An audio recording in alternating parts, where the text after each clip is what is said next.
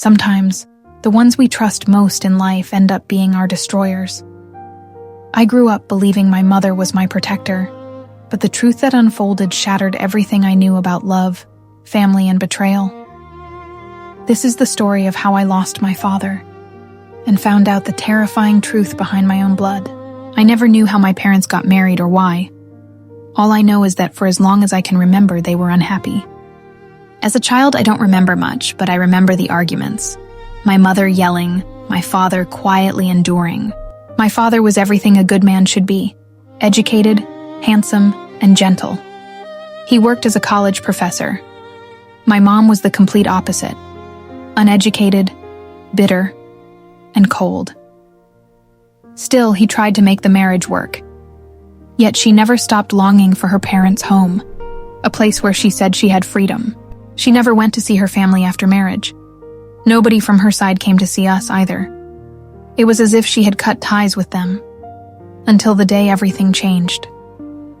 When I turned 13, my mother began writing letters to her family.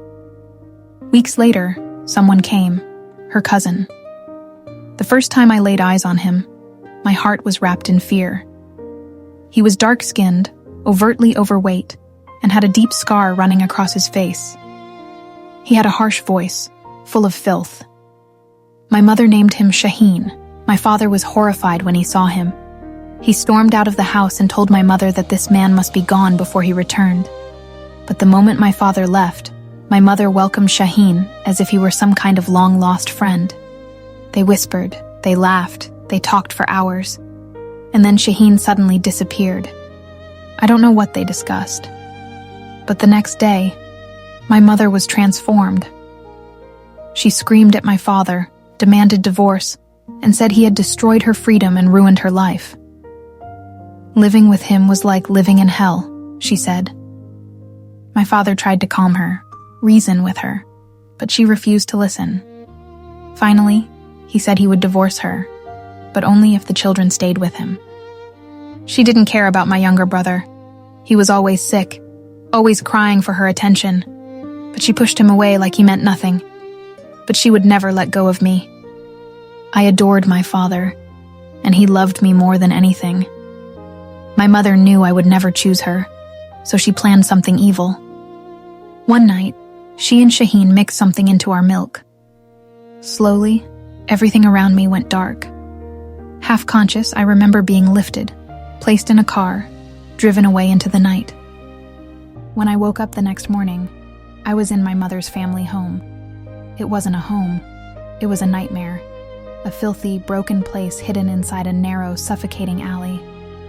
There were many people there, men, women, and children. Some of them looked disturbingly similar to Shaheen. I cried and begged for my father. That's when Shaheen beat me hard. He leaned close and threatened to choke my little brother if I made another sound. Then he grabbed my weak brother and threw him to the ground. The poor child passed out. I froze. I stayed silent, for my brother. What broke me even more was seeing my mother sitting there, watching everything as if we meant nothing to her. 13, maybe 14. That's when I understood something that was even more terrifying, something that made me realize that this was a family that sold their daughters, that forced girls into prostitution, and lived off their suffering. Because of my looks, I was valuable. So they kept me close. Trapped.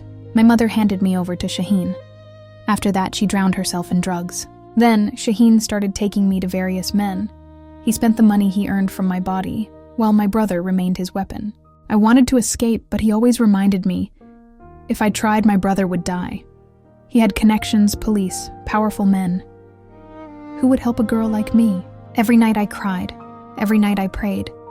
Why didn't my father come? Why didn't he search for us? I didn't know then that he never had the chance. One day, my mother instructed me to fetch some clothes from the old wooden chest. Inside, I found a dusty photo album with a picture of my father. I stole the photo, went to the bathroom, and stared at his face. I cried until the photo was soaked by my tears. But then something strange happened. The water spread on it, and a phone number indistinctively appeared. The ink was gone, but the pressure of the pen had left the digits engraved. I memorized it and hid the photo again. Then I waited and prayed for a chance.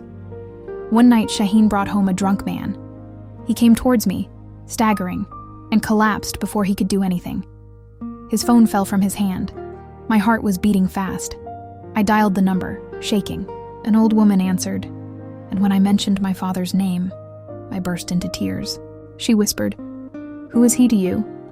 "He is my father," I sobbed. Her voice then shook as she handed the phone over to a man. He spoke very softly. "My child, where are you?" I told him all that I could remember, and he asked me not to tell anyone that we had talked. He then hung up. I couldn't sleep. What if Shaheen found out? Someone was pounding on my door at sunrise. I opened it, frightened. My mother and Shaheen were in a state of panic, telling me to run out the back door. But as we neared the alley, I froze. Lining the street were police cars, officers everywhere. We tried to turn back, but it was too late. On the spot, Shaheen and my mother were arrested. We were taken to the police station. There, I saw an old woman and a dignified man. The moment I looked at him, my father's face reflected in his eyes. I burst into tears. The old woman pulled me into her arms, holding me tighter than anyone ever had. The police treated them with much respect. We were handed over to them and taken to a big mansion, where the walls were filled with photos of my father when he was young. That's when the truth finally came out. My father was born into a rich and powerful family. Once, he quarreled with his father and left home. Stubbornly, he never contacted them again. My grandfather looked for him everywhere but never found him. During that time, my father met my mother. A year later, I was born.